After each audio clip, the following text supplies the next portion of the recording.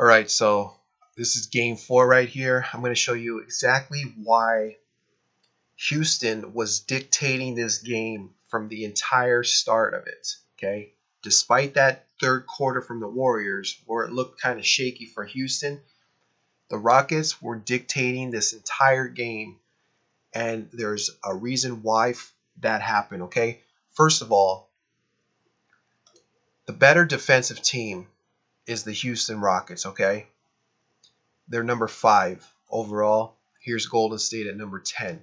That's going to be very important, okay, for this halftime score, because if you notice this halftime score here, you see a low score going into halftime. All right, that's very important. Very important to know who is dictating the game. Even if Houston was losing at halftime, it wouldn't have mattered. It's in their pace right now. Okay, Houston at halftime was up by 7 points. Okay, so obviously they're up. It looks like they're dictating the game, but even if they were down and it's a low score, it's still in their pace. All right, so because they want to play, they have a better defense than Golden State. It all depends on how the team is playing. It's all correlated with the total as well. Okay, the spread and the total are correlated in all these games. Now, the reason why I knew the Rockets were going to win this game at halftime, okay, is because of this total. You see this? You see how it opened up at 224, the total, and it moved to 227? Let me show you here. Most of these books, these sports books, move this line up 4 points, 224 to 227 here, okay? That's a big move. Now, the people are betting on the over. Now, if they're betting on the over, they obviously believe that Golden State is going to cover and score in this game, okay? That is why they took the over, because Houston's the better defensive team. They're not going to take the over if they thought Houston was going to win this game. Now, if you take a look at this here, this 57%, initially I thought that the public money, the public money was coming in on the Rockets. This percentage opened up at 70%, right? Well, if you would have tracked it, I'm telling you right now, it opened and it was at 65 to 70% for a long period of time when it started to level out. 30 minutes before game time, this percentage started to drop to 57, 56. It started going toward the Rockets, so that's kind of shaky, all right? So it looked like the public money was coming in on the Rockets, but don't be fooled, because of the fact that this line was actually dropping, and it wasn't because of Iguodala, okay?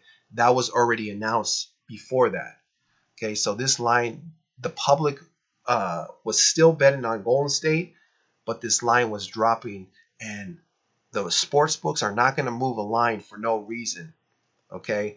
They respected this action coming in on Houston here. They dropped this line to 7.5 here at Pinnacle, and at other books it dropped to 7.5. So they were respecting the action coming in on the Rockets here.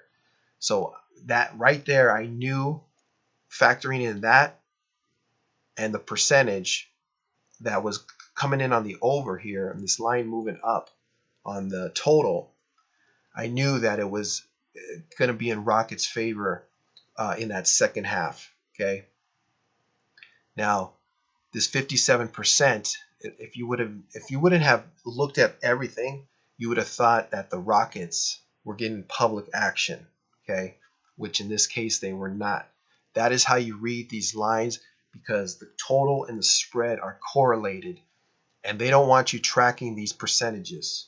Okay, you got to put everything together. You have to know the teams itself. You have to know defensively, offensively, their style. You have to know both teams' styles and how they play. Becomes a lot easier later in the season, because there's more volume. Things have already leveled out.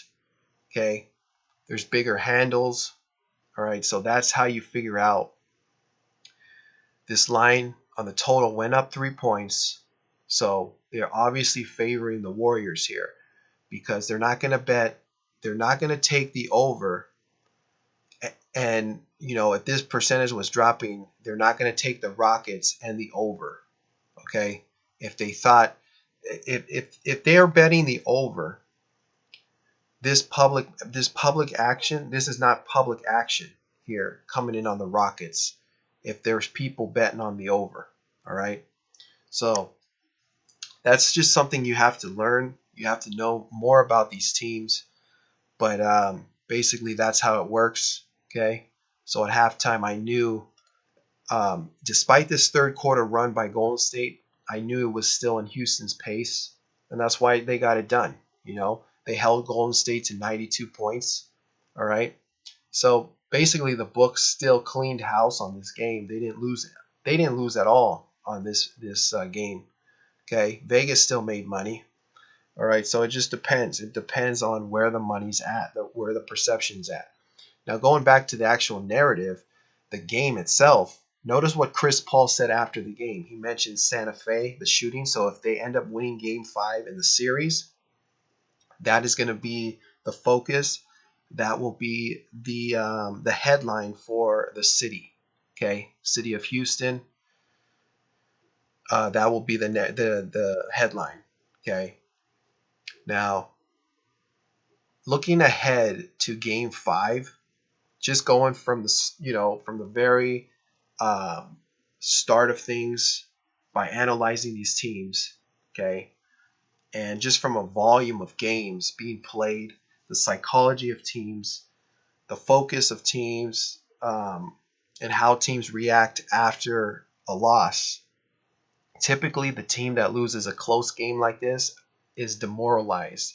So in this case, it would favor the Houston Rockets going into Game 5 because they want a close game, and the Warriors are demoralized right now. They just lost a close game.